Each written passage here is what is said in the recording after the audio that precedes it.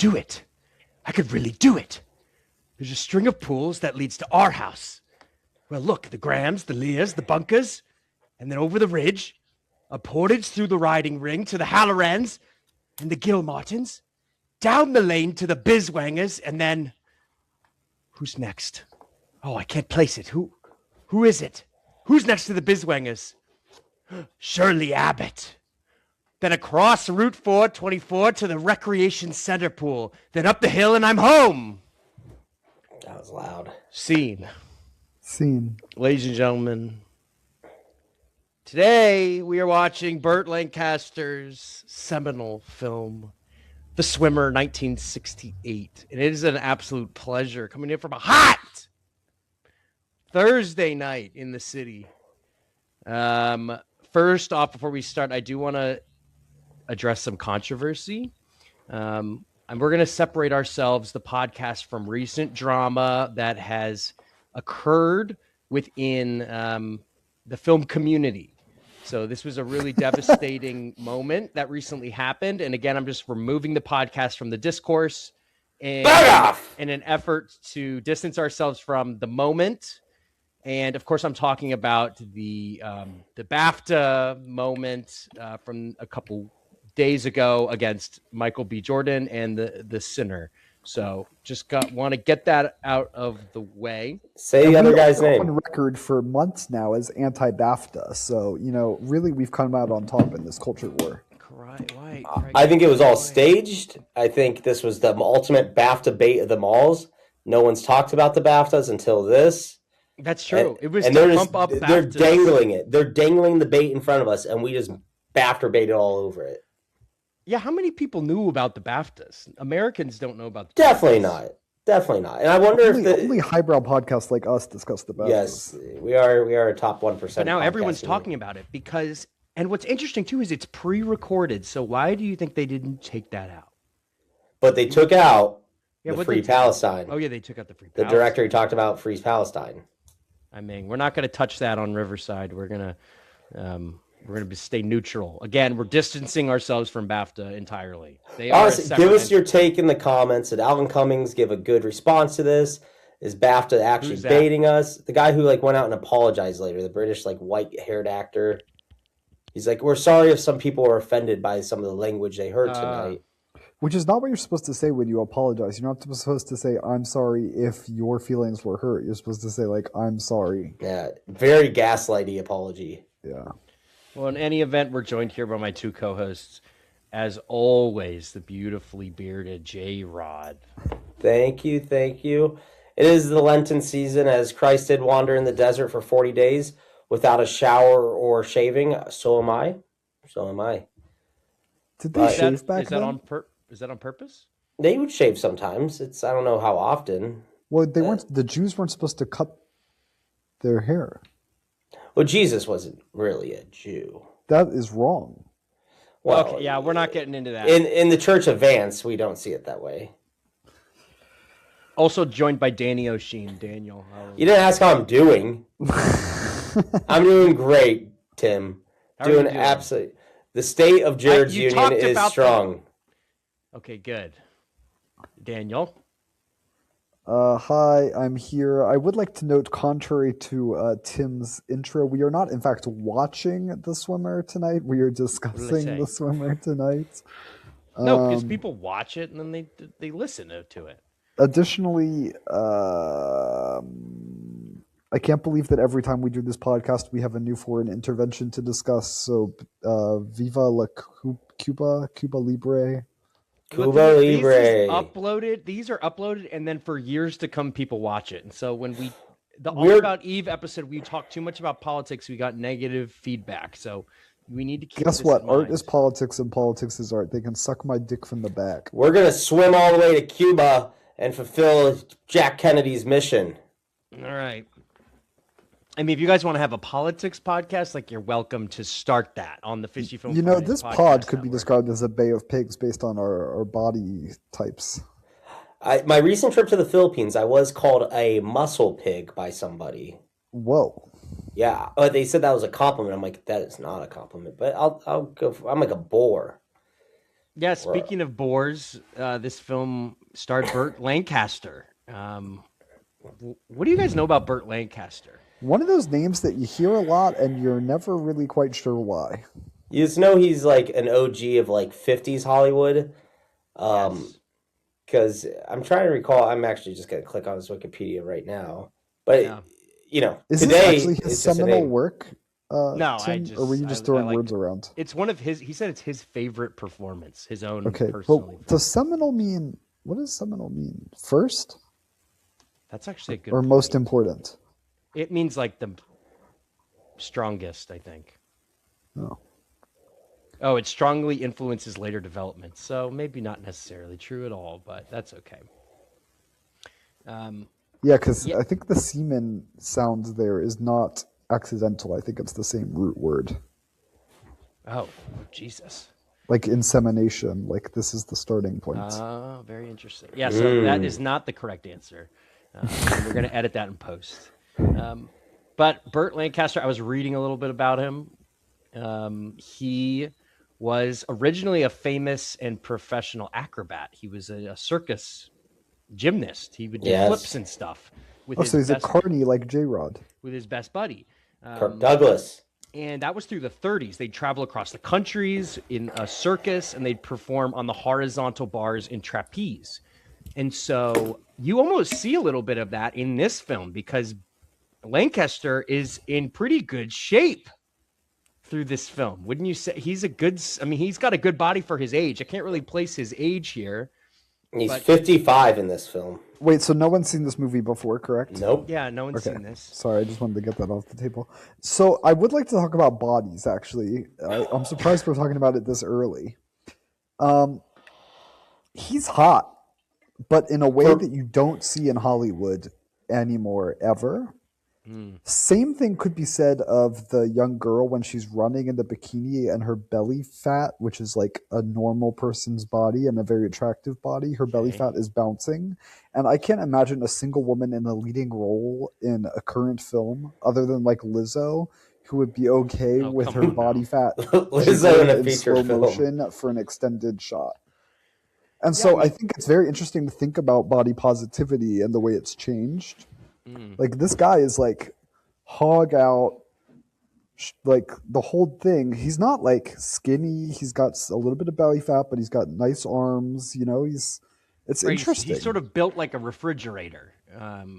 Yeah. It's not like But I like when he's got a dad bod. Well, they do make fun of bodies in this film. If you recall, he like called out one of his old neighbors who's like an older guy. He's like, "Oh, what's that?" In any way? And I'm like, this is a normal body. Like the guy that's like this was considered comically fat in 1968. Yes. The Simpsons, when it's like a guy's like 280 pounds, and they're like, "This is what comically fat was." So yeah, I think his body's interesting, and so is the girls. Thank you, Danny. That actually made me feel better about when I run around in my swimsuit and I got a little jiggly going on. No, I think the point is that they are incredibly hot people. Yeah. But by our standards of now, it's like, oh, you would see a different, like we. Right, you can't put that guy on a movie. You can't show that on a screen. They would say, like, if you see that today, someone would be like, "Oh, Burt Lancaster's out of shape." Like people would call that old man out of shape dad bod. Despite the fact that he's like probably in great shape and is a specimen. He's a specimen. If I had that body, whew. Yeah, and Lancaster was well aware of his prowess body-wise. He apparently insisted on being in a swimsuit for 95% of the movie, which is an interesting choice. He wanted the fuck. But he also didn't really know how to swim when he first started this film, and he had to have a coach from the UCLA swimming team to recruit he had to train him how to swim over 3 months in California. That's incredible. Especially he knew how to swim, but like not with the grace required for this movie, especially the diving scenes. He dives a lot. Yeah, he dives super flat into the water. He's not diving properly, but maybe he didn't want to hit his head on the bottom of the pool. Because a lot of pools you can't dive in. Right. Especially residential. Or if there's no water in them. Yes. Yeah, we'll get to that. And what else did I want to say just early on? Just in terms of the production, this was a nightmare because Burt wanted a lot of control over this thing. He put some of his own money into it, and the original director, his name was Frank Perry, was actually eventually fired because Lancaster couldn't really get along with him, and they didn't like what they were doing with the character of Nettie Merrill. Lancaster was known as a perfectionist at the time. Who ended up being the director, and what else did they go on to do? Yes. So after Frank Perry left, they replaced it with Sidney Pollack, who, what do we know Sidney Pollack from? Do you guys remember? No. He is the old man from Eyes Wide Shut who's playing pool and talking to Tom Whoa. Cruise. Oh. He filmed some additional scenes, including the famous the fight scene with the mistress at the end, which is pretty pivotal scene. Yes. That's shot by directed by Sidney Pollack. And also that scene was filmed in California, where the rest of the movie is all filmed in Connecticut. And so if you pay close attention, you can see the foliage isn't really matching up. Especially how he approaches the house, because you get to see a lot of the background with that. Yeah, so I caught that. I'm like, damn, how far? I thought he just traveled a huge distance between houses. It actually kind of felt like they were, so for me, it felt like they were in California the whole time. I would say only the scenes that truly felt like the Northeast, because this was supposed to take place in Connecticut, was like the first 30 minutes of the film and probably literally just the last 10 when he goes to his old house. Yeah, like the big parties felt very LA. The pool culture felt very LA. I don't know. Maybe it's just the 60s were different. I think it's like there weren't as many screens, and they weren't on the screens. They were outdoors at the pool. The economy was popping off, so like, you gotta have a pool. So I think that's interesting, though. Sidney Pollack, another bridge between a previous Fishy film. It's all connected. So based on your research, it seems like Lancaster is the creative mind behind this flick. Like, what's the deal? It's based on a short story, I know, right? Yes. Mm-hmm. The short story was created by, what was this guy's name? John Cheever. John Cheever, yes, he wrote a short story. It was put in the New Yorker in the 64 or something. Cheever, I was reading a little bit about him. Chekhov of the suburbs. There you go. Correct. Yep. Yeah, Wikipedia. And he was a bisexual man who struggled with alcoholism, and only really it came to light that he was bisexual. A lot of his personal writings were released in like the 90s. And post-mortem. About how much he just was urging to suck. And well, that's funny is because Burt Lancaster was bisexual too by many accounts. Really? Oh, really? Yes. That's very interesting. Yeah, a gymnast acrobat in the 50s and 60s, like you're gonna touch a few wee-wees. Yeah. And well, Cheever, he liked this setting of New England or the Northeast, very affluent. The suburbs. Suburbs of New York, where the rich people live. Yeah. And it kind of relates to why I picked this film, because I had recently finished Mad Men. My every 2 years going to rewatch Mad Men, and I was like, I just need a little bit more of this vibe of mid-century man who is just despair, like pure despair, falling down a toilet bowl. Yeah, I also thought about Mad Men during this, and I wonder if they watched this in preparation for that. Oh, I mean, surely. It just feels so connected. There's so many themes in the setting, the time period. I mean, it basically could be a John Hamm or whatever, Don Draper fucking origin story or post story. 100%. He is Don Draper complex, like to a T. But anyway, that's why I picked it, and that's why we watched it. Do you guys want to jump into this film? Yeah, let's dive into the pools. Oh, fuck yeah. Okay, cool. This thing starts off in the opening credits. We see a lot of animals running away. Did you guys catch that? Like, not really, actually. There was an owl that flew off. There was a deer. It was very trippy. This movie set a weird tone with that initial imagery. Even some of the interstitial stuff is very like Brackagey at times. Yes. What do you mean by brackagey?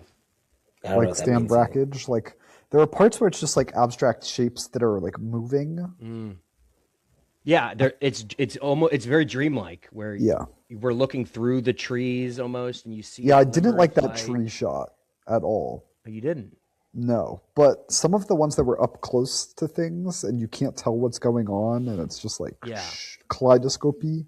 I liked Yeah, those. it's pretty cool. Very And there's 60s. Yeah, and there's a lot of shots in the woods too throughout the movie, which are shot from a bird's eye view, but they're like in a tree, and they're very clearly in a tree with the They got camera. like some Viet Cong to help them with And I was that like, how the fuck? cinematography. I was like, how'd they get the fuck up there with the big ass cameras? The in VC 60s? dude, they're in the trees. I was really impressed by those shots. But yes, I feel like the interstitial and like even the early opening credits very dreamlike. Yeah. So we see Burt. He's trudging. Even the through... film kind of plays out, even narratively, kind of dreamlike. It's kind of like one of those dreams that you're in and you're chilling, and then it's like, oh fuck, this is actually a nightmare. Shit goes bad quick.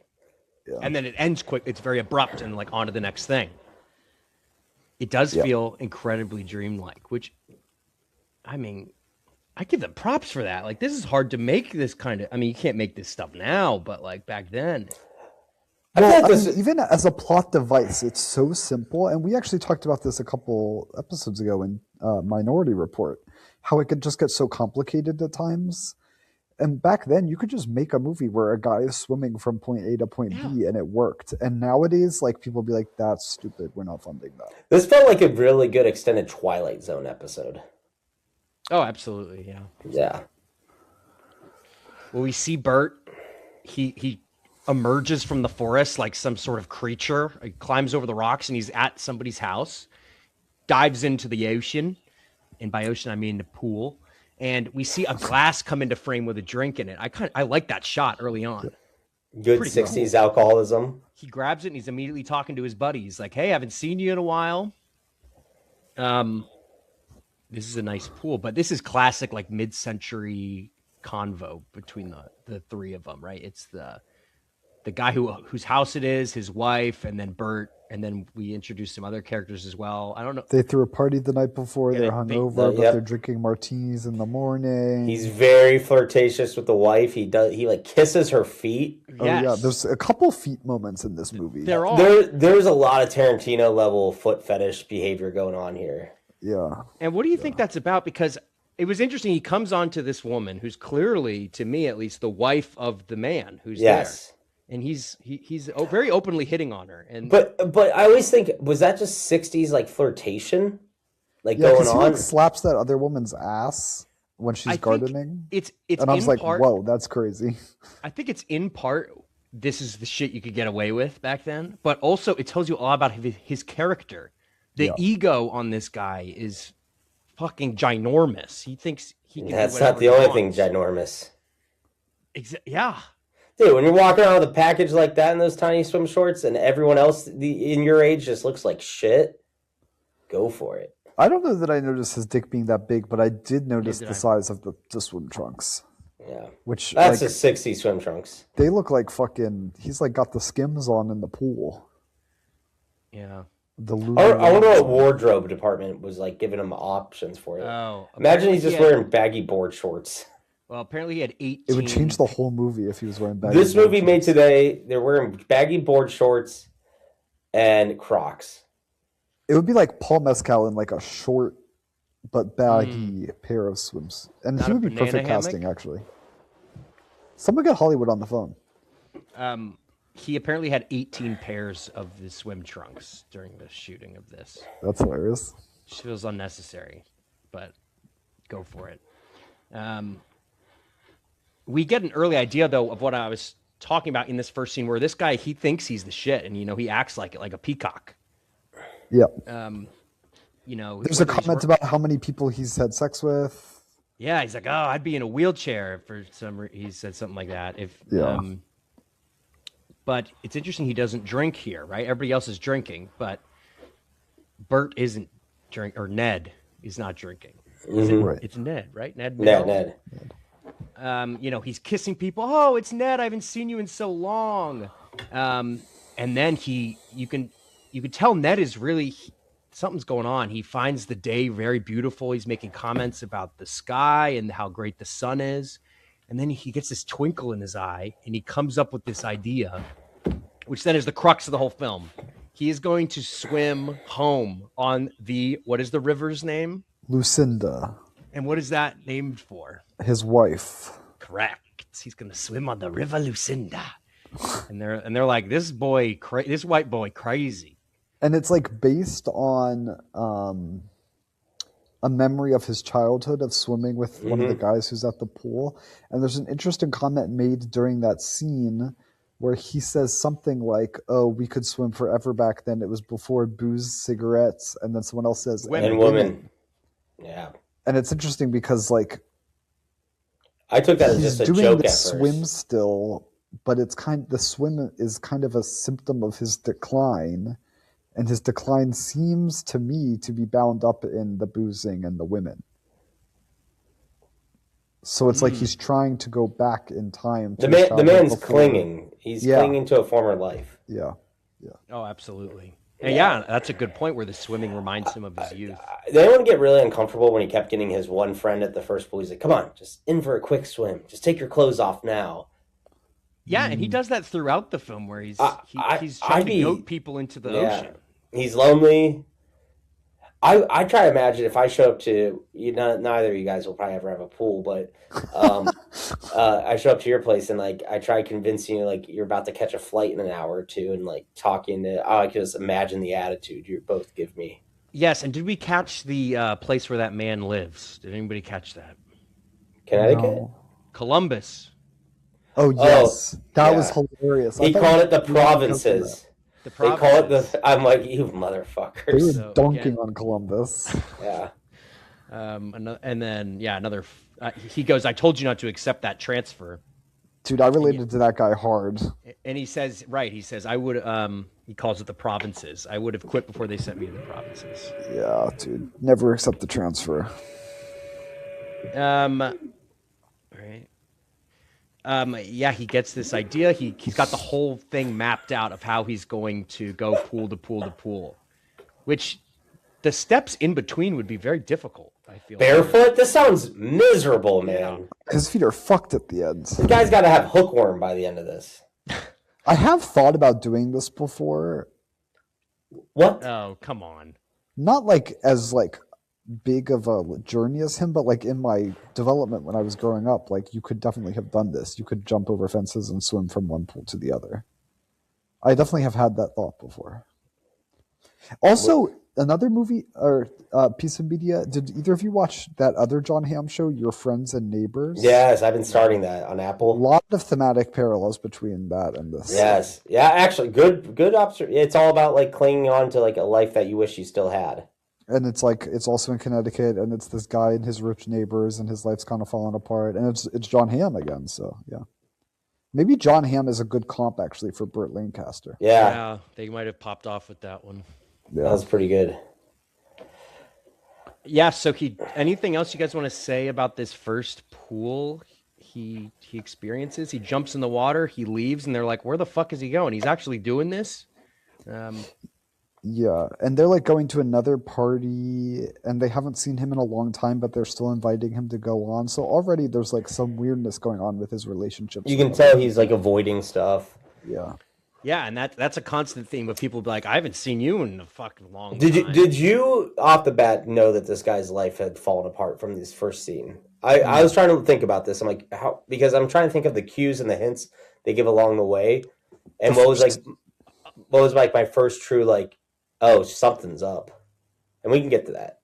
I think it's the second pool. Because, yes, for me as well. It's when he's talking about his daughters and his wife. He says something like, "Oh, there are all these boys at my house for my daughters." And the two couple at the second house, they look at each other like, "What the fuck?" Like he said something weird there because in reality, we know later on, we learn that the daughters are gone or we don't know what happened to them. Yeah, it's very unknown. And they're probably above the age of when boys are coming boys over at the house. Okay, so that's not what I was thinking of. Mine is, I guess, maybe the third pool, and so maybe I want to save it until we get there. Okay, we'll get to the pool. Second pool. because second pool is a hard cut slap on the ass, as Jared mentioned earlier. Wow. That's a crazy behavior, really. I guess you got to really know the person. Wait, the gardener girl is the second one? That's crazy. Okay. Gardener girl? Isn't she gardening when he slaps the ass? I thought it was the babysitter was in pool number 2. No. The second pool is not the bunkers, but I forget what her name was, but his name is Howard, and he's got the lawnmower that comes in. Oh, yeah, and they talk about the filter, 99.999%. Right, why were they doing 99.99.99? Why because were they saying that? It's a bit. It's like the suburbs where people buy something at the fucking Sears catalog, and they think it's like the, state-of-the-art technology. How decimals work. Right, but I think that's just that's good marketing. They're bragging. Right? They're bragging. But the decimals don't work that way. It doesn't go. You don't add multiple decimals. These are simple people, but that just shows you how pure they are and how, I think it represents almost the upscale nature of this community. Yeah, they haven't seen this guy in 2 years, and that's like the first thing they bring up is about their fucking pool filter. Well, imagine us talking about a Brita filter. I haven't seen you in 6 months. Yeah, that's one of my first things I want to flex on you about, which I will. Well, that might speak to the relationships he has with all these people, or maybe it's kind of maybe surface level, like party sort of small talk. It doesn't really go deeper than that. But it's funny because the wife says that to him, and then when the husband shows up, he says it too about the 99.99.99. Mm-hmm. And he's on his new lawnmower. Yeah, which and he starts fixes. Yeah, fixes. No, he changed the governor on it. Like fuck with it a little bit, and then bangs on it. It was funny. Like they definitely please don't touch this. And what they do is you can tell the governor is on a different speed level, so it just idles at a higher rate, which is a higher burn rate, which doesn't do anything. Yeah, that was a real provinces type comment, Jared. Yes, talking about your lawnmower. Yeah, I wouldn't know anything about that. But you guys don't even have lawns. Yeah, Howard is like, it's not a fucking go-kart. Why is he fucking with my car? Yeah. But yeah, as I say, the party from the first house. Well, hold on. I do want to. Have either of you ever mowed a lawn? Yes. Like Danny has. Yeah. Tim, I used to do that for money. Yes, I have with a weed whacker, sort of. Jesus Christ. Sorry, I don't own one of those big cars. That seems more rich bitch. I used to push mower when I was doing this for money in high school. Yeah, I still do a push mower. Yeah. Self-propelled. You squeeze a little bar and it moves. Yes. Yeah, that's nice. Oh, Burt reveals, or Ned reveals that he had feelings for this woman early on. Remember, he's like, he reveals that at her wedding with Howard, he was beside himself. He was very upset. And then she's like, I don't know if I believe you. And he calls her grandma, which is kind of a savage thing. You guys catch that? It was really rude. So I wonder if these women are the same age. Like, are they supposed to be the same age as him? Because, I think he's 50. Let's just say he's supposed to actually be in his 40s in this film. He's 55 in real life at the time of casting. Mm-hmm. Even these women in their 40s, most of them looking pretty good. This one was probably the oldest looking one. But, not bad. Except for the nudists, but yeah. Oh, well, that's a whole other. Oh, true. Yeah, he says, she brings up a memory from the wedding, and he says, quite a long memory you have, Grandma. That's what he calls her, Grandma. Oh, yeah, okay. Because he got, hammered. It's that's kind of a fucked up thing to say to somebody. Especially when you're, saying, I had feelings for you. Yeah. Oh, this is the thing he says. Okay, he goes, Ned said, they're talking about Ned's house, and he goes, if I ever sell it, I want my girls to get married in that house. And that's when the two... Oh, yeah. Second pool are taken aback by that comment, and we don't really know why. Yep. But then we kind of realize this motherfucker, something's up. His house ain't really his. I did not pick up on that then, and I didn't even notice that until now that you've said it. Yeah. Yeah. So he dives in the pool, match cut, and he's in the third home. I liked how they did that. Yeah. And it's Mrs. Hammer's pool. And she's an old lady, and she's like, what the fuck are you doing here? And he says, I'm a friend of your son's. How is he? Is he better? Is he out of the hospital? And she doesn't say anything. initially, and she's like, "Get out of my house! Like, don't come back on my property again." So was that something weird to you, where you were like, "This"? It was starting to give figured it out red because flag. it's very clear that he hasn't been around for a number of years, hasn't checked up on the fact that his friend was in the hospital, Potentially and dead. oopsies, the friend is dead. Yeah. And so this is when I was like, oh, there's something else going on. Yeah. And then it cuts to one of these, again, the interstitial dreamlike sequences of him running through the forest, and he's running up a hill. And I'm like, damn, this guy has really good cardio. Like, he's in pretty good shape. It's funny how little he's doing that's swimming. It's literally not even a complete there and back lap. It's just one way down. Yeah. He calls it portaging, have you guys ever gone on a canoe trip? Yes, I am on my street next to me is called Portage Street. That's sort of a province sort of activity. So when you're on a canoe trip, the problem with canoe trips is oftentimes you can't actually go the whole distance in the water. So you have to because of low head dams. So you pick it up and hold it over your head? Yeah, you pick it up and hold it over Prior your head. to 1913, before the U.S. Waterways Act, that's what you could actually go through most rivers. But after the Corps of Engineers started building dams through most navigable waterways, portaging became much more popular. Oh, cool. It's kind of neat. Any more dam? There? What? Who farted? Me. I can't believe you heard that. All right, so gross. This is one of my favorite parts of the film. It's a really harsh close-up on Ned's face, and it goes into his eye. We get the blur from his eye and his pupil. And what do we see in the reflection? A fucking horse. A majestic ass horse. Unfucking real. And then it zooms out, and the horse is there. And I'm just thinking of like, this has Burt Lancaster all over it. Like, he definitely, this was his idea, I feel. It's a little silly. I'm not gonna lie. Yeah. It's a bit silly, but it's hilarious how he runs with the horse. He's keeping up with the thoroughbred. And you know, it's sort of a tie race between him and the horse. He waves at the horse, and the horse literally curtsies back to him. That was also silly. I mean, this is king shit, though. You guys ever do that with an animal?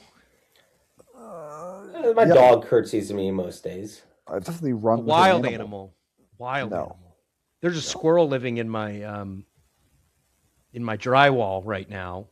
Gross.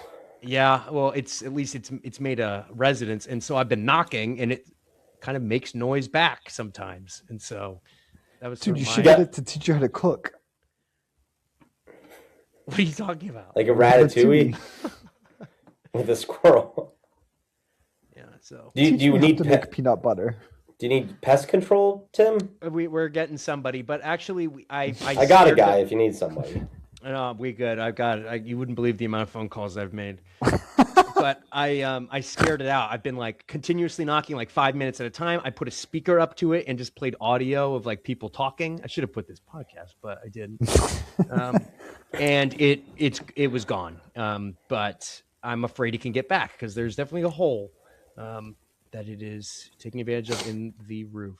Is this a landlord problem, or why you'd have to? No, this is a landlord problem. But she's like, I've never had this happen before. I don't know what to do. And she's lying. Okay. That squirrel's been there for decades. There's old squirrel cemetery in your walls, dude. It's a 5th generation squirrel. That's what I'm really worried about. But I think we would have smelt it if there was like dead raccoon or squirrel or whatever in the wall. I can only imagine what your home smells like. It smells great. Next. All right. Keep it quiet, provinces. All right. Next. Province. Next is another pool. And this is where there are like kids swimming. They're like in their late teens, I'd say. At least that's how they came across. Yeah, agreed. And Ned picks up who we learn to be Julie Ann Hooper. And Ned is beside himself. You're all grown up. And offers Julie to be a babysitter for his 2 girls. And she's sort of surprised by that. She's like, she's like, aren't they old now? Yeah, and he's like, huh? She says something along the lines of, a babysitter, Helen and Maggie would have a fit if they heard you, because they're probably like her age or something. And there's also a brother that's there. He's grown up, and Ned is surprised by that. And immediately he's being a little bit sexual with Julianne. Very immediate. Not never even subtle. and this isn't his first rodeo. You know, he's macking on her. He's the guy in the office who's squeezing butts or kissing her in the elevator like she talks about. Yeah, he is Michael Jordan at the end of the NASCAR race. You know, he's getting a couple squeezes in where he shouldn't have. Is that what he did at Daytona? Yeah, he did. I need to look I saw a this up. story. I saw something about him, and I just ignored it. But that's good to know. It's pretty important footage if you guys want to get to it. But yeah, to your point, Jared, he is kind of that person that she talks about later at the office. But okay, stop clicking so loud. Ned tells them about his goal of swimming the Lucinda River and convinces Julie, one of the few people that he successfully convinces, to join him. And I was like, oh man, is this going to be Woody Allen movie? I was like, uh-oh. It was giving Woody Allen at this moment. How old do you think she looked? I thought she looked 17. Yeah, she's definitely teenager vibes. Like, if I saw that girl working in the office as a secretary, I'd be like, oh, this is somebody's daughter. Well, and it's also interesting because, like, my preconceptions about swimsuits in the 60s are not what she's wearing. Like, that is a scandalous bikini that she's wearing. Yeah, bikini, yeah. You know? I think it was the 60s, right, where bikinis were really starting But, to like, pop not off. only is it a bikini, but, like, it's not even, like, full cup coverage. Wow. No, you guys weren't looking that closely? I wasn't. So on the binary, we know where Daniel is sitting on that scale. I mean, yes, but, like, you know me. I'm not really into the blonde thing. Yeah. Oh, he grabbed a little kid's butt. Yes, Michael Jordan grabbed a kid's butt, like wouldn't stop playing with his butt. A boy or a girl? Boy, like a little boy. It's Like, it's insane. It's like this kid might not even be 12. Like, Oh yeah, it's absolutely psych. Wait, can I actually tell a story about butts? butt stuff. Let's hear a butt stuff story from Danny. Today I was at this luncheon that I described in our pre-call, and I'm walked in late, and I'm going to the food line, and I like go to like high five this guy who I know, who's like also a faculty member, and I pull my hand away at the last second because like I don't know, something distracted me. And he doesn't know what to do with his hand. And we've known each other for 5 years. Like, I've known him since before I got to this job. And he slapped my ass. Did you like that? In a workplace setting. Yeah, I mean, hell yeah. I was like, bro, what the fuck? Dude, locker room vibes. Okay, continue. It rocks. Yeah, so you got a Michael Jordan sort of action going on. Did you like it? No, I was like, my first thought was, thank God that was me, because that guy could have just gotten fired if he had done that to anybody else. So you liked it? No. So we enter with Julie and Ned, and we enter again another interstitial scene of sequences through sunlight, through the trees. Yes, this is the one I liked. You like this? Mm-hmm. I think the biggest takeaway is Julie admits that she had really been daydreaming about Ned throughout her life. She says this line, which is insane. She goes, "I was just a kid to you, but you were a god to me," which is going to stoke Ned's ego to another level. And it's got him hard. Could not even imagine. I mean, he was so happy about it. And she reveals that she would smell his shaving lotion, that Steal a shirt. stole one of his shirts. That's so fucked up, stealing a shirt. Dude, chicks do that. You never had that happen to you? I mean, they ask for like a PJ shirt or some shit, but I've never had them stolen out of I've had them taken. Yeah, girls do that. I had some good t-shirts stolen from the Berg from some psychos. Interesting. Yeah, and she reveals that she used to pretend that they were desperately in love with each other, and they make up this story about her going to France and being a starving artist, and Ned comes and visits her, and they have this moment. And Ned is like, boing. He's like, you should have told me people should always tell each other when they love each other or something. Yeah, I think that's later on. Yeah, but he's got that in his mind the whole rest of the time. This man's trying to get his spling on. Oh, absolutely. And did you guys, when you were younger, have a crush on someone who was like 30 years older than you? Everybody had a crush on their babysitter. I'd have I don't like remember people, my the that staff well. members, like I'd crush on them, but they were like not in their 30s or 40s. I never had a crush on like I an mean, staff adult. members. Yeah, Jared's talking like People he's got at a the full park. staff at his house. He's got The people at the servants. park. Oh. Yeah, I'd be like Aren't 12. they like your cousins? Aren't they all like your cousins and relatives? Not this province. No, but never a full-on adult. Yeah. Yeah, I don't remember having a crush on an adult or a babysitter. Maybe I like think it's teachers. I think it's more likely Teachers? for girls to have a crush on an older man than it is a boy to have a crush on an older woman. And when I say older, I'm saying like maternal age and beyond. I mean, are we talking like middle school though? Like, come on, that's like Yeah. when MILFs are the hottest commodity. I feel like the MILF love didn't happen until post university. Speak for yourself. That's an interesting comment, Jared. Yeah, any other comments we want to make there? No, I'm just gonna let that one sit and marinate. All right, this is now the fourth pool. We are entering the bunkers. They are having their own pool party. This is the first pool party they're a proper pool party. There's a lot Wait, of and Julianne is with him at this one, right? Yes. Yes. Okay. Julie's there. And actually, a fun fact, Eleanor Perry, who is one of the co-directors, and John Cheever, who wrote the story, actually appear in very small uncredited roles in this scene, and they shake hands with Lancaster. So that's kind of a fun fact. Yeah, they're shaking everyone's hands. Imagine going to a party and having to shake everyone's hand. Ugh.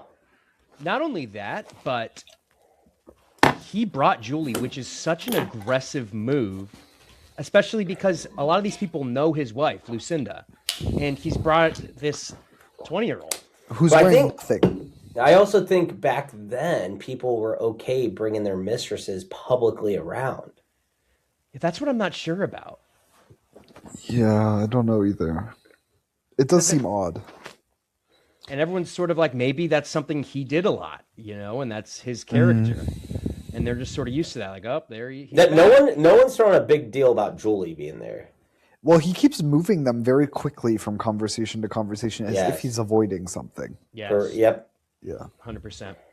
They get some champagne, and this is one of the first times of two that Burt says, "Here's to sugar on the strawberries," kind of like a grandpa line. I'm Something using grandpa it. would say. And then they drink the champagne. She chugs it. He just sips his. Yeah, he doesn't drink a whole lot at this point. He's just taking a little sip. That changes later on. A couple of people walk up to him and say some revealing things, specifically about his work. At one point, Ned Bunker, who's the host, who's pretty drunk, he reveals to Ned, or no, wait, is his name Ned? I forget what his name is. Burt? Yeah, Ned. Ned. Okay, well, somebody else who's drunk walks up to him and he says, that was a stinking thing to do what they pulled at your place. I don't care how big a firecracker the new guy was. And he's like, what if a young smartass comes to our shop and does that to me? And so it's almost revealing that Something happened. Ned lost his job, perhaps, to some young whippersnapper. Oh, and then they said, hey, the guy said you can get back on your feet. Like, here is a job. You're going to have to take a pay cut. And then Ned gets pissed. Pay cut? The hell I'm doing that. Right. And the guy says, you don't have to lie to me. You don't have to pretend with me. But Ned doesn't care. He's on the Lucinda train, baby. Rio de Lucinda. Jumps into the pool. Slow-mo swimming. With Julie, they jump in together and they're holding hands, I believe. Yes, with Julie. Well, they also shake hands with somebody and he mentions Xanadu. Did you guys catch that? What was that you better about? fucking believe I did. Bro, Xanadu got in that Citizen Kane reference. Oh. Yeah, I caught that. It's almost like a callback towards, we see that towards the end of the film, very big Citizen Kane vibes. Yeah, that's a good call. This is the most insane scene coming up, I think, in IMO. It is the two frolicking through the horse jumps. Yes. It's like shots that are overimposed over each other, where Burt is sort of in this lower opacity and he's jumping over the jumps, and then she's sort of looking at flowers and we see Julie's face. And they're pretending to be horses, which this is a thing, right? Where people clop or something, and people pretend to be horses? Yes, I've seen the YouTube videos of people reacting to those videos. Yes. Horseplay, it's called, right? This is definitely where he gets hookworm, though, because the amount of horse shit that he's going to be stepping in during this process. I'm like, bare feet. These folks be nasty. Too many people trying to be grounded. Yeah. It's very, I mean, this is crazy. Imagine you walking up and seeing this, like from 40 feet away or 100 yards away. Yeah, it's very strange. It's interesting because like it's the horse scene and he's running with the horse and then he gives Julie, I think it's like Julie is the horse. He's trying to tame her. I think he is the horse. He sees himself as the horse. A stallion. The stallion that's free to do whatever he wants on the prairie. Yeah. But he does a big jump. He's getting ready for a big jump. Go, Burt, go. And he hurts himself. And he says, oh, it's nothing. It's a bad takeoff. So embarrassing. And he's limping the rest of the movie. Yeah, very Danny moment. He does a good limp. I mean, he does do a good limp. Somebody needs to take him out back and shoot him with a shotgun. Put him out of his misery. And they go and they sit together, and Julie reveals that she's a secretary for a large supply company. And she also reveals, this was interesting, that she has a boyfriend, and they met through the computer. That was weird. That part was hilarious. And I was like, huh? Tinder or Bumble? Because how? Imagine she said that it gave me 3 options, and I just went with the first one.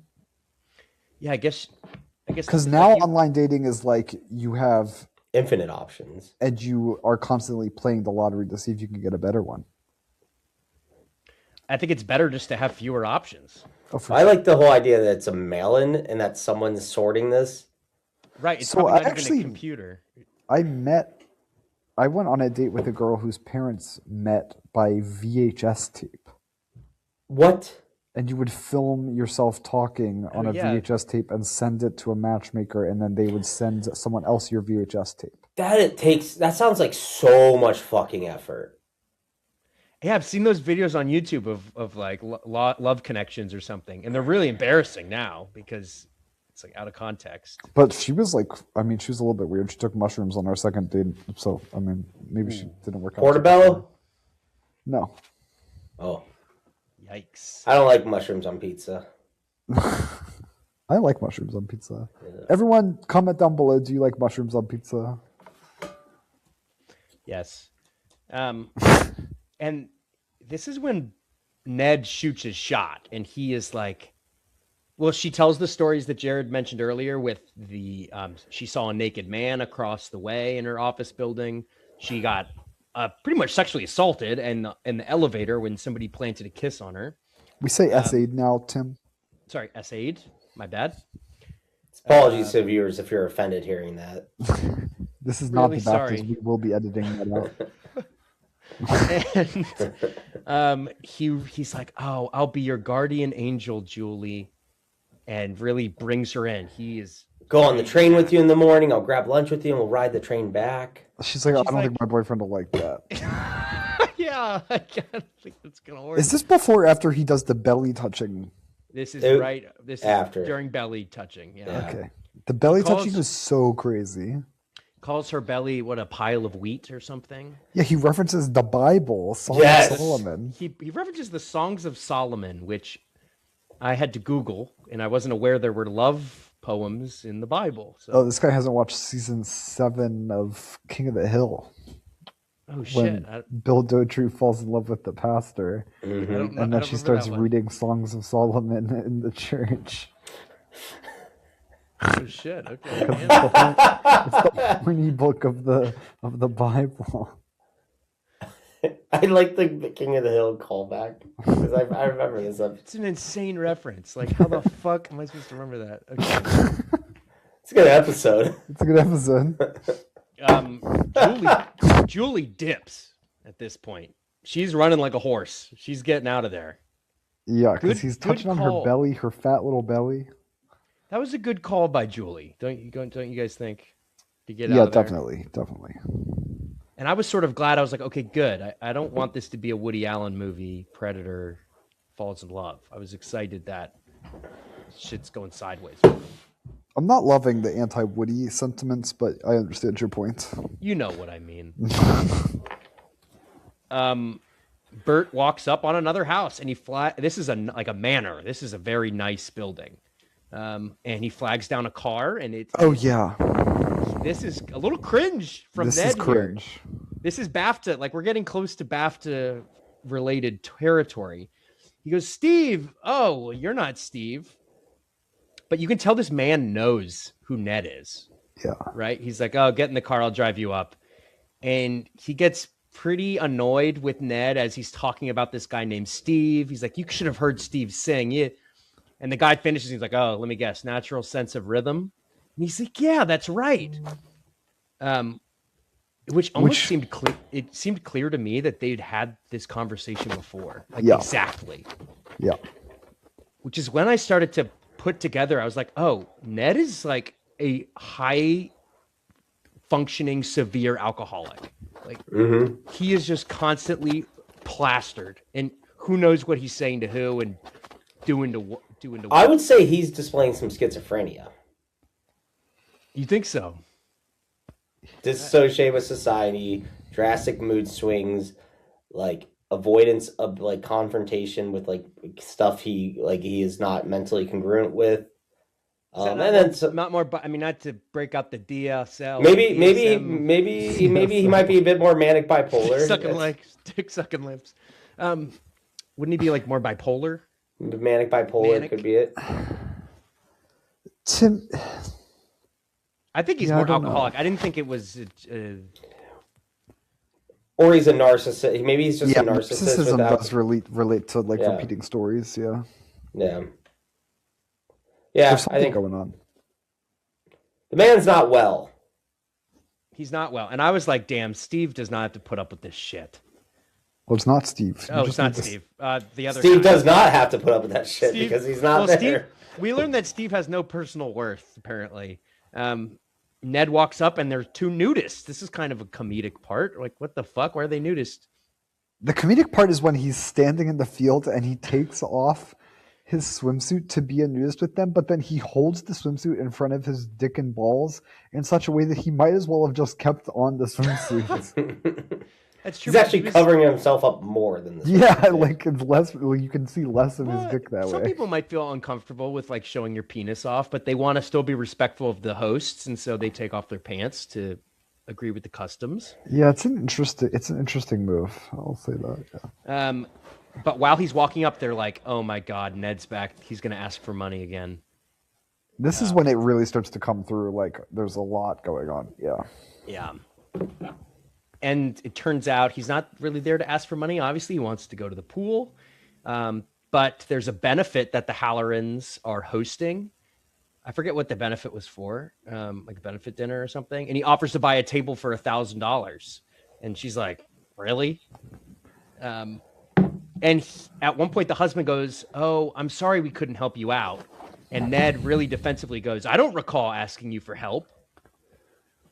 And they're like, what the fuck? This guy's off his rocker. Yeah. Do they even have a pool? I don't remember him swimming at this one. It's like down the hill a little bit. Okay. He went in the pool and he held up his shorts. Oh, yeah. I thought that was hilarious. So stupid. Because he didn't want to have to hop out of the pool, expose his junk, and walk around.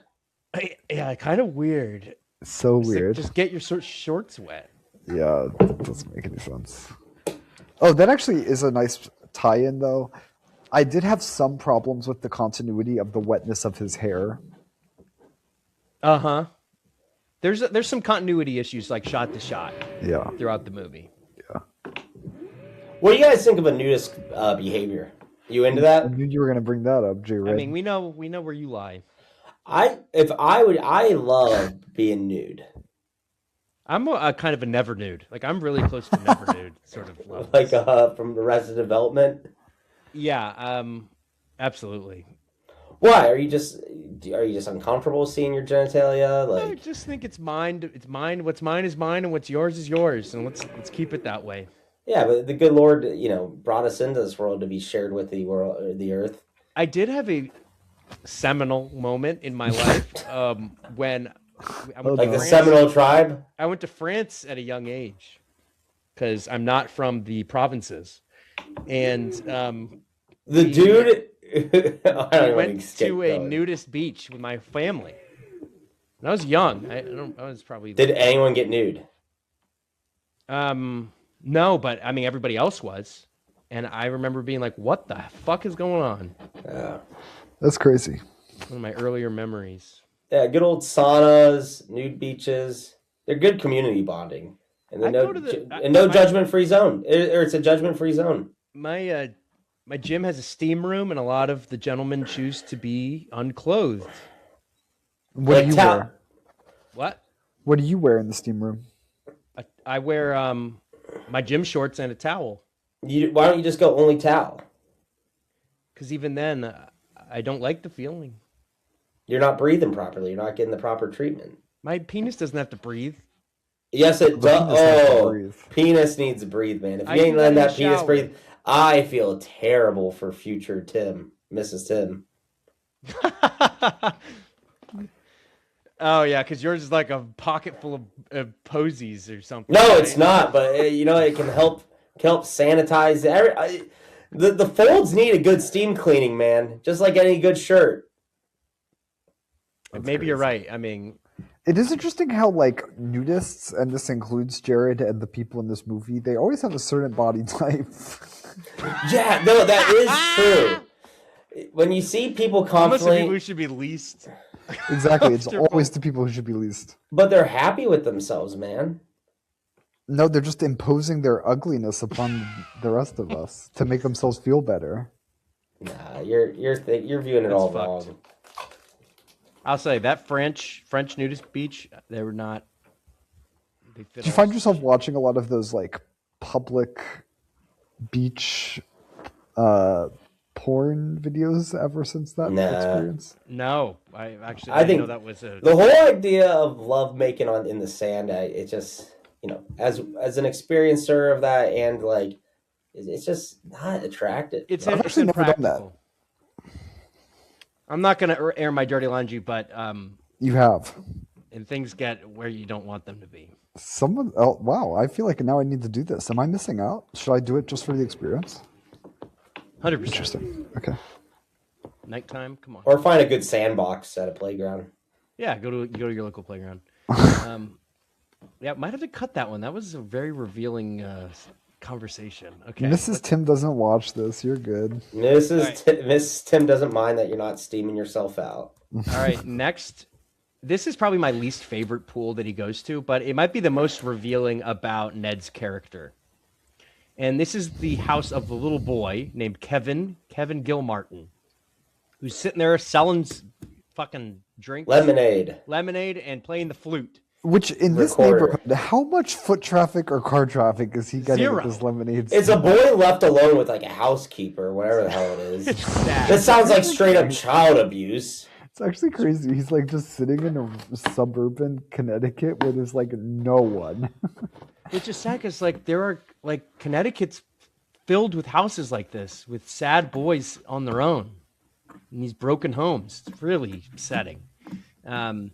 He reveals that his mom is on honeymoon in Europe, and his dad is with the nail. What was it? Oh fuck.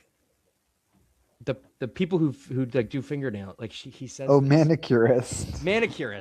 Which that was weird. I couldn't figure out what was going on. Does that mean there. she's Asian? It's the 60s. Who knows? I don't know. Maybe I was putting in some weird.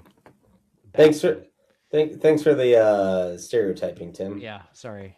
Philippines. This is a pro-Philippines podcast. First off, Ned doesn't pay for the drink. He says he's going to pay him back tomorrow. This was like the ultimate, like the man's broke because he always talks about, I'll write you a check tomorrow. I'll pay you tomorrow. He doesn't he's in his underwear. Yeah, but he says that probably every day. Like everyone knows he's full of shit. Yeah. Which is kind of really drunk person behavior. Like a drunkard would do that, right? Be like, I'll pay you tomorrow. Push it on to tomorrow. Classic Logan. This was him at the bar on Thursday nights. I always cover tabs. Yes, that's true. Classic Danny. That's the tab deviant of them all. I always pay my debts. We'll talk Brussels 2018, 2019. Shut the fuck up. That was your fault. All right, stop talking about your honeymoon. Okay, so he takes Kevin to the pool. He's like, oh, there's a pool, and it's fucking empty. Thanks a lot, Kevin Jr. It's because he can't swim. And so Ned says this really interesting stuff where he goes, you could go down there and make believe you're swimming. You could just pretend your whole life. You can do that. You can just pretend you're and then it's real. And then it's real. And that's sort of what Ned's whole vibe is, it seems. Mm-hmm. The fake it till you make it has gone too far, and he's created this whole fallacy, his deck of cards that he's created. I'm waiting for my Ned moment. Well, it's also a very Go ahead. Don Draper moment where Don Draper is talking to whatever that ugly chick's name is after she gives birth, and he says, "You can just forget about this. You can just move on." Yes. This doesn't have to define you. This never happened. This never happened, and they both do that then. Which is what selfish people do to get out of responsibilities and to make excuses for themselves. And it leads you to like this pit of despair. This is the Don Draper complex. Yeah. Jared, you said you're worried this is going to happen? No, I think, do we all think we're kind of having that imposter syndrome and we're all kind of somewhat faking it till we make it? So I don't think that's what imposter syndrome is. Because that's not really what fake it to imposter syndrome is not what this is. Is feeling like you're faking it, but you actually are qualified. This is like something different. Yeah. Thanks, Danny. It's like sociopathic behavior. Which goes into maybe why I'm saying that the schizophrenia might fit it into a little bit. Is because he is so disassociated from like true reality. Yeah. I think it's a choice. It's a coping mechanism, probably. Yeah, I mean, he's pretending to be a rich, pompous son of a bitch, and he thinks it'll lead him to success and happiness. It is cute what he does with the boy, though. I like that. You can tell this man at points that has good father intentions in his heart.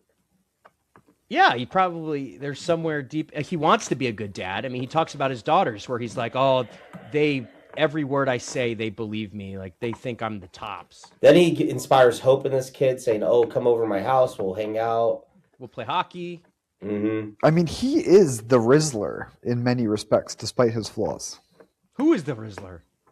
This man has the Riz. Ned. He very Ned much has so much Riz. He's very likable. And that's why I think a lot of these people are welcoming to him, even though like some of them know something's wrong. They're like, he's at least, fun. He's a good guy to have around. Yeah. Sure. But at some point, that gets old, right? I mean, part that annoyed me, child acting here was really atrocious. Yeah, pretty rough. Yeah. I agree. Needed Shirley Temple or somebody in there. Ned leaves, and yeah, Shirley Temple. Ned leaves. Or as I call her, that girl who sings about Shirley Temple. Oh, fuck. That's an L. Ned walks away, and the kid's like, "Oh, they always leave." Like that probably always happens to him. And then he starts hearing jumping on the diving board, and I actually my heart sank. I was like, "Oh, fuck." It is super dangerous to have that empty pool with no covering on it. Yeah. 60s, man. And he runs back, and he's like, "I thought you were gonna dive," and takes him off the diving board. And the kid goes, "You thought I was gonna dive? There's no water in the pool." Yeah. Which is like, what do you think that's about? Well, he had told the kid that, you can pretend. So then the kid was going to dive in. Right. But the kid is not as selfish or evil or. Yeah. As Ned is. Or but no prefrontal cortex. It's like kids who accidentally shoot people because they think the gun's a toy gun. Yeah. Okay, let's keep rushing through this because we're at another pool. This is the swanky pool party. This pool party fucking rocks. This is the Bizwangers. What the fuck is the deal with the structure? What do you mean? The greenhouse type thing. What the fuck? I thought that thing was kick ass. But why? It has to be so hot in there with like the greenhouse effect. It makes no sense. Well, the Bizwangers, like, they have money to just fucking blow. And Dude, they so- could buy a hot dog cart at the White Elephant sale. Dude, if I was at a fucking party and there was a hot dog cart, That was a nice Well, hot we're gonna dog get cart. there. my God, bro, I'd go bananas. But the party is lit. Like, people are double dipping caviar. There's guys With Ritz scaling crackers. scaling the side of the greenhouse and like dancing and falling in. Like, the dance moves are sick. Like, this party's I want to be at this. I also wonder what day of the week all these parties are Sunday. taking It's a place. Sunday. Also, is all this happening in one day? We haven't talked about the Right. seasons changing. Oh yeah. There, No. yes, there are reveals throughout the film of like the seasons changing. That's I think it's interesting, one Jared. day. I didn't think of that. What else did I want to say? Oh yeah, the party. What else did I want to say? Party smacking. Why are they dipping the Ritz crackers in the caviar? But they realize he's a gate crasher right away. That's the term because they he's call it. just like a Grace Bizwanger, which Bizwanger is a great last name. She's not happy to see Ned. She's like, "You never came when I invited you." She doesn't like the gate crashers. He asks if he can have a drink, and she's like, "Sure." And he's shivering. This is the second scene where he starts to shiver. So The again, to alcohol your withdrawal. point, it's getting colder, or maybe the alcohol withdrawal. That's very interesting. Do we notice who he meets at the bar when he's getting the drink? Go That's ahead, Tim. that's Joan. That's Joan Rivers, isn't it? Film debut of Joan Rivers. Yes. Did you catch that, Daniel? I did not. I saw her name in the credits, but I didn't put together that was. I almost thought it was, for some reason, when I saw her on screen, I yelled, Dolly Parton! And I'm like, no, that's not Dolly Parton. Shirley Temple. Shirley. This is when Ned is macking like he sort of usually does on this woman. She's kind of falling for it. She goes, "What are you?" And he says, "I'm an explorer. I'm swimming home." And she's kind of interested, but she's also like, "What the fuck is this guy about?" He offers her to come with. So this is another person. He's like, "Please come with me. You're my love." Like being very. You'll never meet a man as interesting as me again. He says something about being noble and something. He says, "I'm a very special human being, noble and splendid." It's a crazy thing to call yourself. Like, he thinks he's a god again. I have a confession. Yeah. There may have been a point in high school where I wrote a love letter to a high school crush saying... How great you were? Yes. It was a very narcissistic move. Jared, I think we do need to take a look at this character and make sure we don't follow Ned's path. I'm telling you, there's some worries here. No. I have the Why would you write in a shivers. love letter to somebody else how great you are? Aren't you just No, I said it was not well structured. It was just trying to argue that like I'm the best choice for her. Love letter in an argument. Those things go together well. Yep. Oh, actually, Jared, No. She shared it at her graduation party to everyone in attendance. I've heard It- the story. Yeah, It's very sad and embarrassing. fuck her. But don't worry. She's got a very weedy tummy fluff now. Got He's it. calling his Got it. ex-lover fat. That's not a good look, Jared. Not a good look. What are you saying, Danny? What? You had something to say? I was gonna try to make Jared feel better, but now I don't know if I want to. That's fine. By the way, the party is a Henry's hole-in-one party. They're doing it because he hit a hole-in-one. That's awesome. Fucking sick. Like, the Bizwangers are having the best life. All right, can we take an oath right here that any of us hits a hole in one? It's never We're throwing a gonna party. Not mini golf. Well, yeah. Statistically, I have hit a hole in one before. You're fucking Ned, bro. When did you hit a hole-in-one? When I was in 8th grade on a par 3, I had to use a driver. That's sick. This is Hit like another one Donald and we'll Trump throw a talking about party. his golf game. Yeah. Kim Jong-un talking about his golf game. Oh my god, one time. But I believe it'll happen one more time in my life. Yeah, I mean, this party is fucking lit. They got custom banners, and again, they have the hot dog cart. Hot dog cart is. If I wanted a hot dog so badly. You know I have a hot dog cart. Dude, those hot dogs, the way they were stacked up, so symmetrical. God fucking damn, it was perfect. Well, like that this was is- way better than the caviar. This is a legendary crash out where he notices, wait a minute, this is my wagon. I mean, it's hilarious. This is my wagon, man. And it's revealed that Mrs. Grace Biswanger bought it at a white elephant sale, which I'm not even sure. A thrift store. It's like a thrift store. Oh, okay. Or it's like an estate sale or thrift store. I don't know. It's weird because white elephant now means something so different. Yeah, I was like, Christmas? Is it a Christmas party? Yeah. And secondhand. He offers to buy it back, and he's hilarious. He's like, I'll cut you a check, $100. And I'm like, yeah, another like money promise from Ned. He never pays his dues. He goes, I'm taking this home for me. And he's thrown to the deck of the pool like he wants this hot dog cart.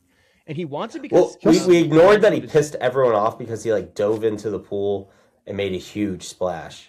Yeah, but yes. I mean, at that kind of party, if a guy's falling off of this massive structure into a pool, it's fine. Yeah. Wait, Tim, you there? Yeah, I'm still here. Sorry, you there? Yeah. Hello?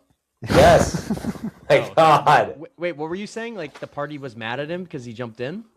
Yes. Oh, we're moving on. So I like how he gets pushed down and he like stands back up as if he's gonna like counter that. But this is like a very 60s like, pin on the record stops, needle drop, and like party stop, needle drop. That's what they call it. And like you think something crazy is about to happen, but it's always just like disgruntled walk away, and that's a very 60s like conflict type scene there. I kind of wish when he was walking away that once he got far enough, they like started the party again, but everyone kind of just watches him leave the whole time. They got his eyes on him. I thought it would have been cool to have been like, oh, the party goes on without Ned, but yeah. He also recognizes the bartender by name, which is more indication of the drinking thing. Like knowing the service guys that are probably at every single party by name. He did that at the first bar, at the first party. Mm-hmm. He does this at this one too. No, at the second party, he calls out a bartender. He's like, "Oh, I haven't seen you before," and he's like, "You haven't been around. I've been bartending." Oh, that's maybe, the second part. But that also is very your friends and neighbors, Jared. Mm-hmm. I don't know what exactly you're referencing at that moment, but yeah. Just like the bars in the backyard parties type stuff. Oh, and the last thing Ned says about the hot dog cart, he's like, my lawyers will be in touch tomorrow. He's like, sure. I wish I had that level of wealth where I could make those accusations to people. Right, lawyer on retainer, like fucking just to do your bidding.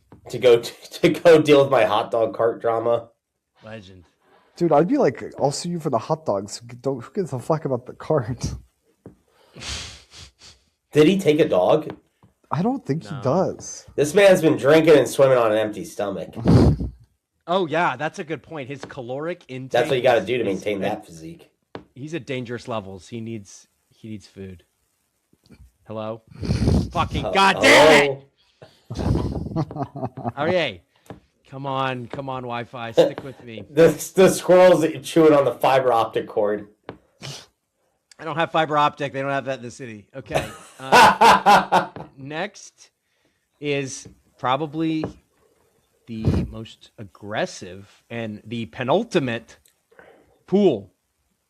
This is the final pool. No, it's the penultimate pool. Oh, no, because there wasn't a pool at his house. No, there's a pool. There's the public pool. I like. Oh, you're so right. Okay, so Shirley Abbott's house, which is, we learn who's Shirley Abbott. Do you guys remember?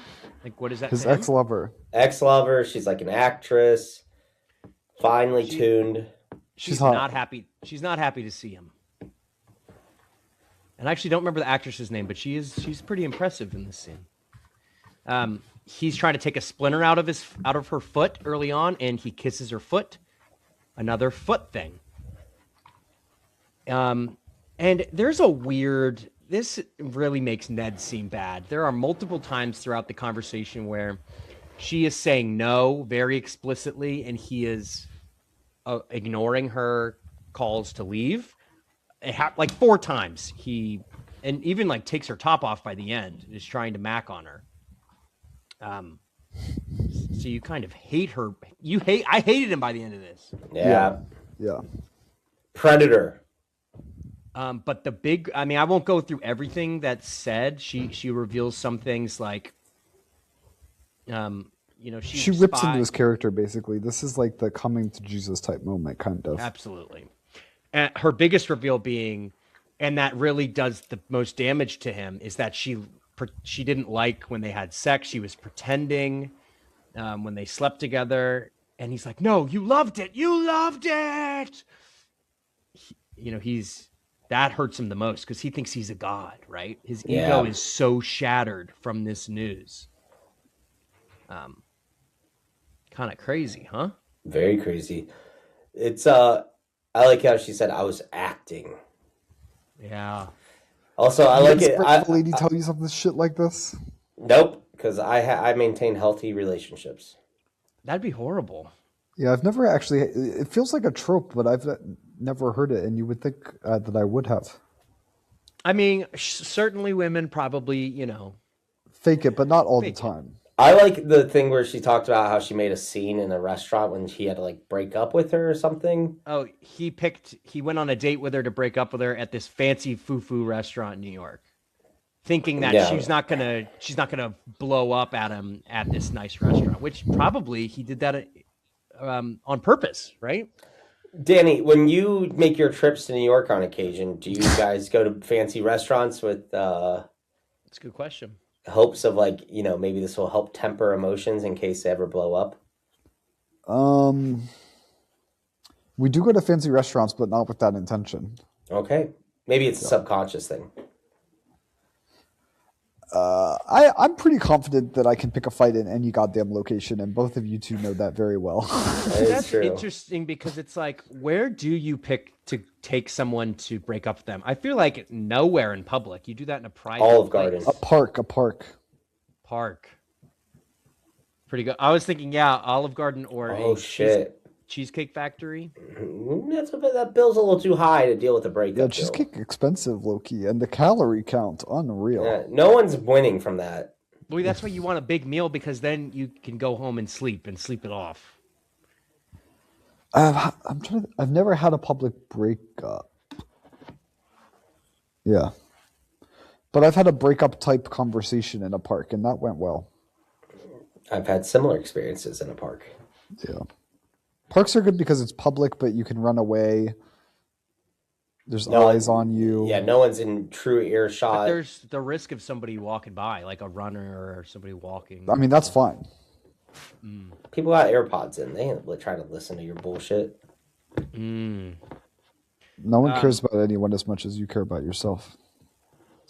You live alone, you die alone. You come into the world alone, you leave the world alone. You swim the pools alone. Everything is everything, brother. Oh, okay, yeah. Like he does weird stuff. He's putting lotion on her back. She's not into that. I already mentioned how she takes her top off or tries to, and she storms off, slams the door. And he's shivering in the pool. He's cold. You guys know when you go to the You do get cold after swimming like that. You need a little towel. It's starting to get dark out. Yeah, I was thinking of times when I went to the pool and it would be windy out and you get cold. Yeah. I have to crank my heat in my bathroom every morning to avoid this situation when I shower. Mm. And he really is slowly, and the way he's swimming in the pool, he's like just slowly shuffling to the ladder. Like he's down bad. It's down bad. But his feet are all fucked up. But it gets fucking worse. Because hard cut, he's playing Frogger on highway traffic. You were going to say Frogger. I knew it. There's no other way to point it. And I'm like, oh, he's going to get hit. This is the end of the movie. He's going to get hit. I was kind of hoping that it would end with him getting hit crossing. At least a little clipped by one of those cars. Also, getting hit by a car in the 60s has to hurt so bad because that's just straight up American steel. Unlike all these plastic cars we have now. There's some serious fucking weight behind vehicles back then. Triggered. He would have been like a bug on the windshield. As a car accident victim? as a vehicular assault survivor. Yes, there we go. Well, Ned he somehow makes it across the highway. At least you had like a plastic bumper on yours, Danny. Yeah, but the head contact was against glass. Yeah, that's not good either. Yeah. Wait, it was the back of... I thought it was the back of the truck. It was the back of the truck. It was a Sprinter van. So my head went off the Oh, window. okay. I thought it was a pickup Dude, how truck. fast was More it? details will be dropped in approximately 2 months. Stay tuned. Okay. Check with your Listeners. local district attorney. Will there be? It is going to be released with the other 3 million files. Release the files. Okay, so he gets to the public pool. Did you guys notice how dark this scene was? I mean, of the scene where he's trying to get into the pool and he doesn't have any money. No, I think it was a segregated pool, Tim. Very funny. Was it? I don't know. No, fucking A. It's Connecticut. They only. Yeah, I mean, let's not get into that. Okay, let's talk about the film. He only has. It only costs 50 Did your parents swim at segregated pools? You think, Tim? Did my parents? My mom grew up in Georgia in the 70s. Definitely. Yeah, my dad. I don't know. He probably didn't swim much. And there's probably only Jewish people. Weird way to get out of that problem. Well, it's not. Quick question: Are there like Jewish community pools? Yeah, Absolutely. It's called the JCC. You dumbass. Oh yeah, you're right. You're not allowed then. So Thank don't you. Even try. I noticed it. What else do you got to say about pools? I like the fact that they had the shower before they get in. That is good. I am a big fan of that. Also, crazy Should be a rule everywhere. And crazy that they have the admission guy and then they have the shower checker dude. Yeah, shower checker dude is funny. That reminded me of when I would go to Boy Scout camp and they would put, like when I was a Cub Scout, they would put the shampoo directly on your head before you entered to the shower because like we were like 7 and we'd be like, I don't want to shower in the camp shower. So they put the shampoo on your head so you had no choice but to shower. That was the vibes that I was getting from the shower checker guy. Yeah, so the guy sends him back twice because he didn't clean his stinky, fucking disgusting He's feet. filthy. He's filthy. His feet are fucking disgusting and there's so much blood. I mean, and it's dire. And okay, gross part about that shower, community soap bar. Yes. He grabs the soap bar and does direct bar to skin. So fucking gross. Yeah, direct bar to skin is not okay. At least when you're at a hotel and they give you the hand soap bar, what the fuck is that? Well, no, they're packaged. You use your own. You use your own bar to skin, right? Like let's say you have an Irish Spring. Are you not bar soap? What am I? Not in bar soap anymore. I like a bar soap occasionally. You don't do that? No. So it has your pubes on it, and like it has your. Oh yeah, it gets that. It gets a bar. Dude, I like doing washcloth more than anything else. Why are you using a bar of soap? I haven't done it recently, but I do use a bar of soap on occasion. Do you know about the thing about washcloths and showers? Like it's the demarcation between if you're rich or poor is if you use a washcloth in the shower. Washcloth is key. Is poor people behavior. No, man. That's do not use washcloth. So how are you getting your grime? You're doing just bare virgin hand all over your body? You ain't getting the grime. What do you do? The loofah? The loofahs ain't doing that. The difference between your class and mine is we don't get grimy, bro. We're staying clean all day. Okay. Ned style, bro. Say that as you have pest inside your home. Fucking. You're new money. I'm old money. All right, bro. And so you are Ned. You broke. I'm Ned. You broke. You just went through this whole film, and it's you don't even know what the lesson of this film is because you are Ned. You're gonna be trying to write me a check tomorrow. You're gonna hear from my lawyers tomorrow, Tim. Oh sure. See, I'm the buzzwinger. You're Ned. I use a washcloth and I have a $70 electric toothbrush. The bridge, the ultimate bridge. You are Karl Marx. Yeah, I am. Danny and I are in common. And that was just a playful little bit we did for the short. So don't worry, people. We're not actually mad. I like a washcloth because you really feel like you can scrub with it. Yes. Maybe I actually need to start using a washcloth. I like doing, you know how Mr. Krabs like took a dollar bill and rubbed it between his groin? I like doing that with a washcloth. That's how you can really get a good groin cleaning. Oh God, you get poo-poo on that though. That's why you change out your washcloth. How often do you change out the washcloth? Every wash? At least once every 2 showers. Oh, you're going a month. I'm going like a week. I'm going like a week. But it touches your butthole. You're cleaning it with more soap. Yeah, it's fine. How are you cleaning your butthole, Tim? We're not talking about that. No, how are you cleaning your butthole in a shower? You don't have a loofah, you don't have a washcloth. You're taking your hand. Exactly. So you're saying there's not enough friction with the hands. I'm all about the friction. I'm starting to it's fire like down there, towel bro. versus soft towel situation for drying.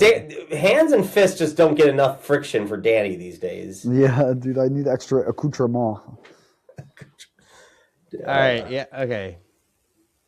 Yes. Put one in the chat. Wait, one more thing. So in Greece, if you want to swim in a public pool, you have to get a note from your doctor to prove that you don't have anything going on.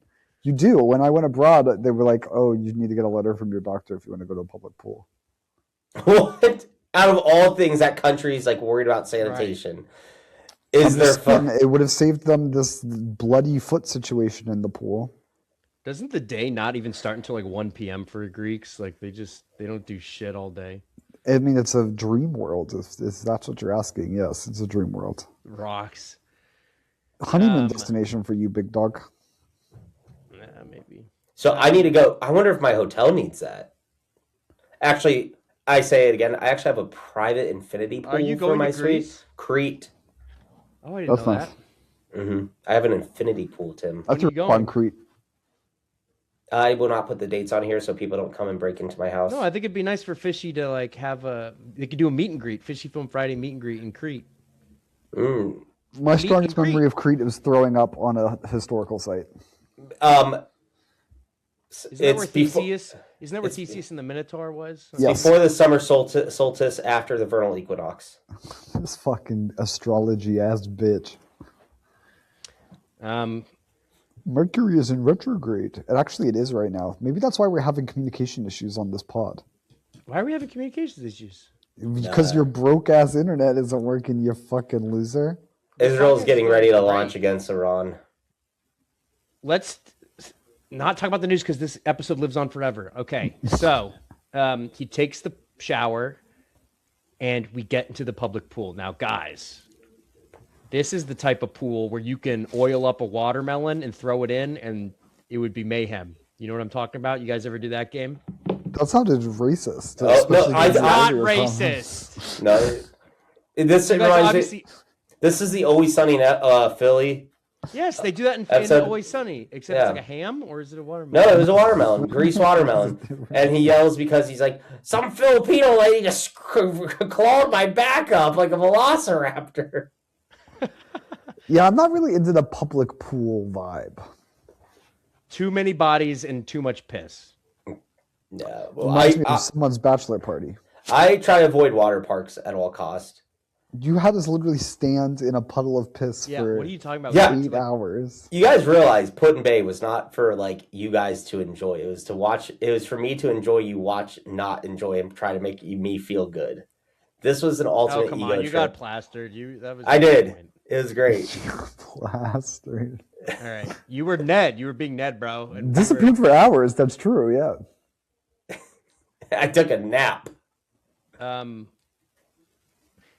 But this is even with the dire situation in the public pool, Ned is going to complete his mission, the final leg of the Lucinda River, and he goes through, and it's hell on earth. I love the POV shots from the water. It's fucking mayhem, and it really feels like you're in that hellhole. Yeah.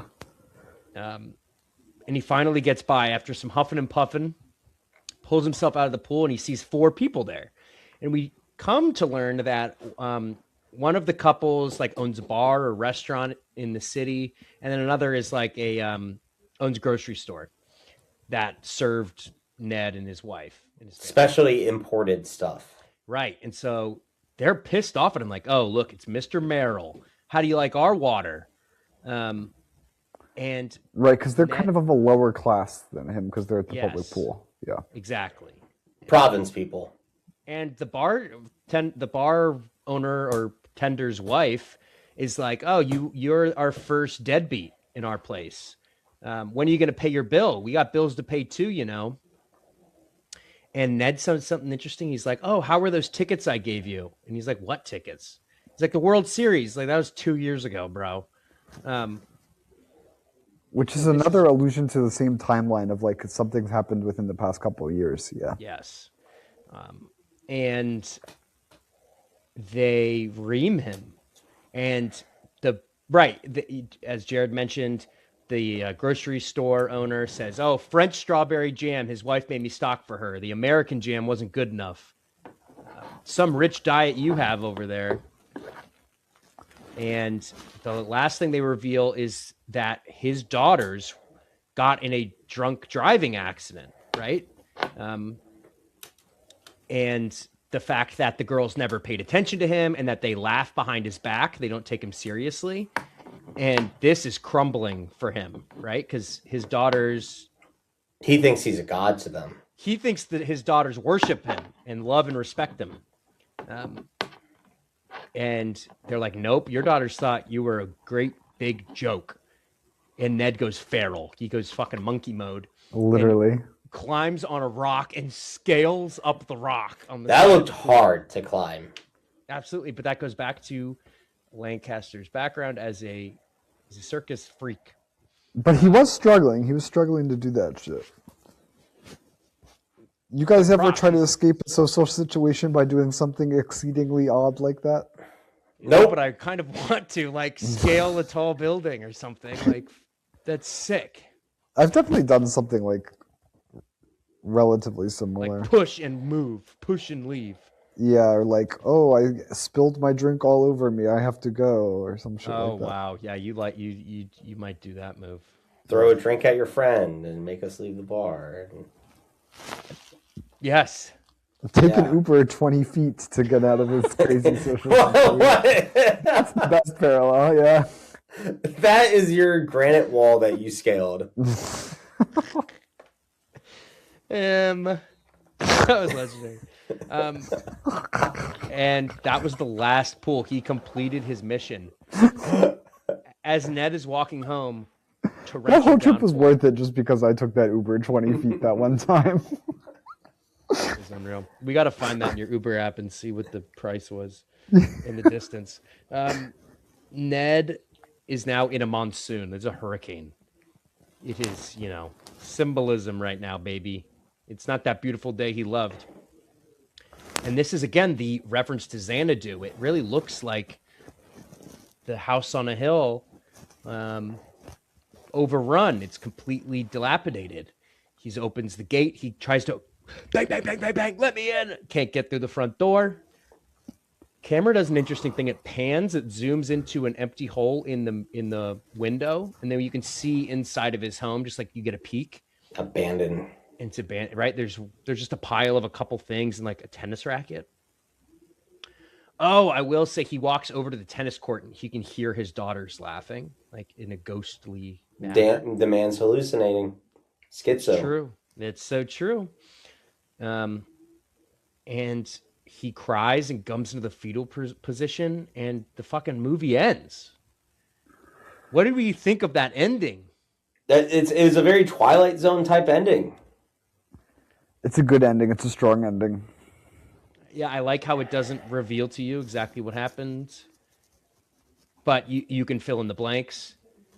What do we think happened to his daughters and his wife? So, I think, okay, he either got fired or the business went under. He lost everything during that same time frame. His daughters got in this drunk driving accident. I think there's a possibility that the daughters are in jail or like went off to college and are just like estranged. And I think the wife obviously divorced and left during this whole time frame. And I wonder what he did for his 2 years in between. Yeah, like where is he actually living? Yeah. This is an interesting thing to think about. Because this man could live off credit. Like he had tabs at the grocery store, tabs at the bar. all these random tabs that people are like, oh, this man's good for you. He'll do an IOU. I wonder if like for the past 2 years he was just living life, going through other places he knows, other houses, and like, you know, exacerbating those relationships and straining them until he's like, all right, I'll try the old. Is this like his summer home, right? No, I think that would be his main home. Yeah. Oh shit! Then that takes. I always thought this. Yeah, I guess it wouldn't be a vacation home because it's like really, really nice. Yeah, because you know it's like one of these guys. They live in Connecticut and they go train in New York. They take it the train. Yeah. Yeah, it's the train. Yeah, I thought it was a strong ending too. Yeah. I thought it was really cool. Yeah. And what did we think overall of Burt's acting in this? He's really the leading man in this thing, and we didn't have a lot of history with him. I think it's good. I think it's relatively good. Yeah. Burt carries the show. I believe the character. I never was disinterested in his character. There's other supporting cast there that I like kind of didn't give two shits about. The kid. A lot of these neighbors just felt like people that just read their lines like once or twice and didn't really believe in a character. They're just a fill-in. Even like the Julie Hooper. Yeah. I didn't feel any special acting. She wasn't a great actress. I wonder what she went on to do. It seems like she didn't do much after that. She could be dead now. I think most of these people are. Let's see. Who played Julie Hopper? Janet Langard. That was her name. Funny enough, I know a Julianne Hooper in my life. And? She died in 2023. She did not look like this girl. Let's see. Janet Langard. Oh, died 75. Brain tumor. Fuck. At least she got a nice kiss on an elevator. 2023. Mm-hmm. Yeah, I think it was good. It was interesting the way the house ended up playing this like final character role. Because I just watched Sentimental Value, and that also is a movie about a house. Oh, no spoilers. I want to see it still. I just told you that's a movie about a house. That's all I said. So too many spoilers. I was looking at a poster art for this when I was looking at it last night.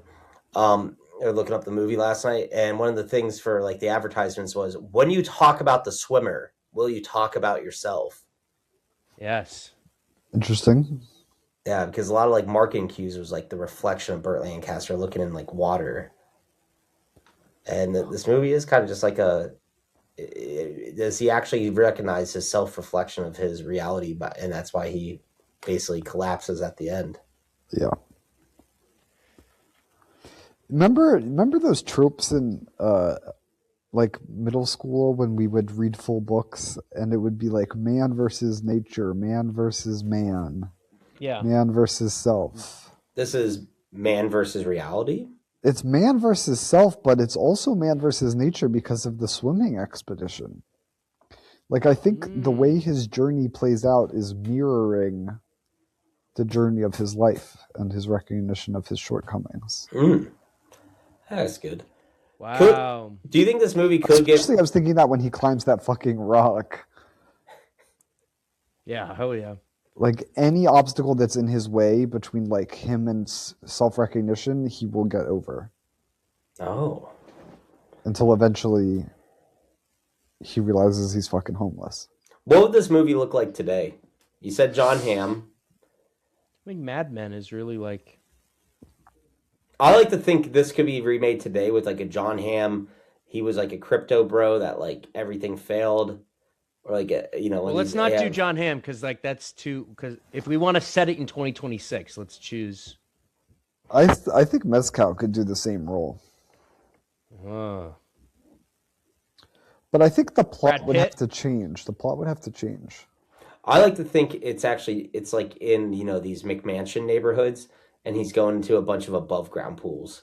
Right. Yeah. What would it be instead of pools? It would be like you have to fly a drone. I have to fly drones. Cold plunges. Red light saunas. I have to... What does everyone have at their house now? That's like... I have to use everyone's iPad between here and home. Hop on different Wi-Fis. I'm going to surf... Wi-Fi's is good. I'm going to surf the web home. Yes. So imagine... I need to hop on. Only has 1%, and so you have to go from house to house to house to get it back to 1% to call an Uber to the next house or something. Oh my god. What's the Wi-Fi password? What's the Wi-Fi password? What's the Wi-Fi password? Come on, hop on the web with me. Trying to just guilt people into that. Come on, look at this porn with me. I think James Franco would be good at this. Mm-hmm. Interesting. Who would play the girl? Who would play the 20-year-old? Who would play Julie? Lily Rose Depp. Nice. Margaret Qualley. Oh, okay, now we're cooking with gas. John likes Margaret Qualley. I do too. I Who doesn't like her? I had a big little crush on her last year. Big but then crush. I got really upset in the substance because I found out she had a fake boobies. That doesn't and matter. That tricked me. Oh, you don't like being tricked and bamboozled. I'm not really into her. Too gummy. We don't talk about women like this. Yeah, we're actually really sorry if what you've heard tonight has offended you. And we can't control our urges. We can't control our urges. You guys have any other comments, thoughts? I kind of, we went through the movie. We talked about the themes. I do think this movie is unmakeable nowadays. I think A24 could pull it off. It wouldn't be popular. Is there another movie that's like about a guy on like a journey like this? In some ways, it's kind of similar to Eyes Wide Shut. Like a one-man mission. And like his personal life's kind of falling apart. Yeah, that would be interesting to think about if there are other films like this. I don't know. AI is saying American Beauty. I don't think so. They're saying Black Swan. Okay, chat sucks. Put in the comments what you guys think. That was an allusion from chat. And then they say Wolf of Wall Street. That's okay. This is just bull. Chat's being lazy.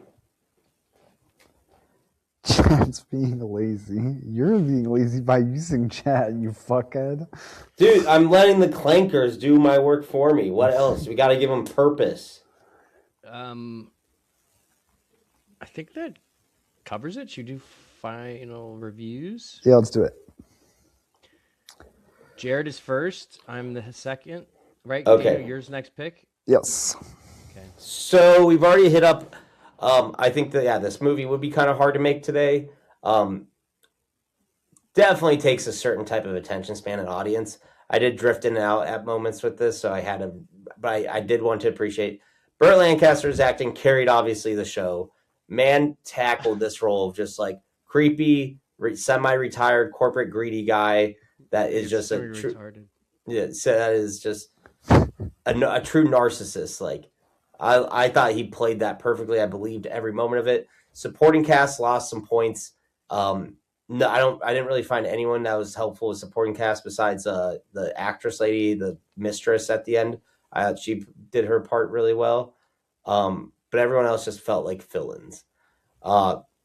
Really love the scenery shots, even though they're a little goofy. This took me back to the time of like that 1960s like kaleidoscope effect that we mentioned, like that. The whole score was just kind of annoying because it would just be overly exaggerated like orchestra music. That was just. I think this movie would have been more fun in silence. Wow, your attention span would not have, that's challenging. Yeah, like so when he's running to the horse and it's like just him running with the horse sound. Yeah, exactly. I love the empty pool scene. Child actor kind of hurt some of it, but I thought that was like such an amazing like I don't know if I'd call that a climax, but I don't know where you put in the exposition. I don't know what you'd actually identify that as, Danny. You're the story arc professional here. Love that. I'm just laughing at the word climax. That's all. He climaxed with the child present.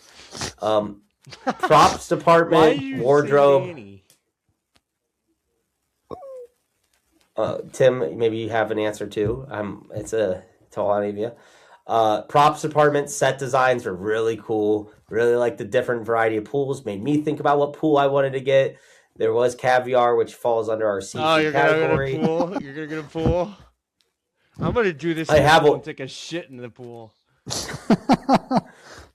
You're like, I had a hole in one, and I got a pool. I have a pool. I got a hole in one. Boring yet unique and thought-provoking movie. 4 out of 5. Okay, that's fair.